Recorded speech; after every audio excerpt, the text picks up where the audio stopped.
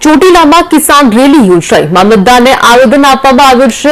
અતિવૃષ્ટિના કારણે થયેલા ખેડૂતોને નુકસાન સહિતની માંગ કરવામાં આવી છે। નુકસાન સહિતની માંગ સાથે આવેદનપત્ર આપવામાં આવ્યું છે।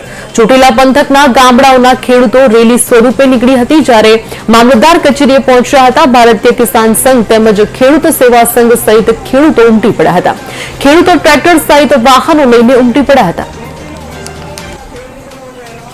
आज रोज ચોટીલા खाते भारतीय किसान संघ सीफा અને ખેડૂત સેવા સંગઠન ગુજરાત દ્વારા જે ગુજરાતમાં ખેડૂત સાથે અન્યાય થઈ રહ્યો છે તેના અનુસંધાને એક ટ્રેક્ટર રેલીનું આયોજન કરવામાં આવ્યું હતું અને ચોટીલા સાયલા થાન ધાંગધ્રા વિસ્તારમાં જે અતિવૃષ્ટિના કારણે જે ખેડૂતોને ફોર્મ ભર્યા છે તેમનું વળતર નથી આપવામાં આવ્યું, એના અનુસંધાને ચોટીલા મામલતદાર કચેરીને આવેદનપત્ર આપવામાં આવ્યું છે। જો 8 દિવસમાં આનું નિરાકરણ નહીં આવે તો રસ્તા રોકો આંદોલન પણ કરવામાં આવશે।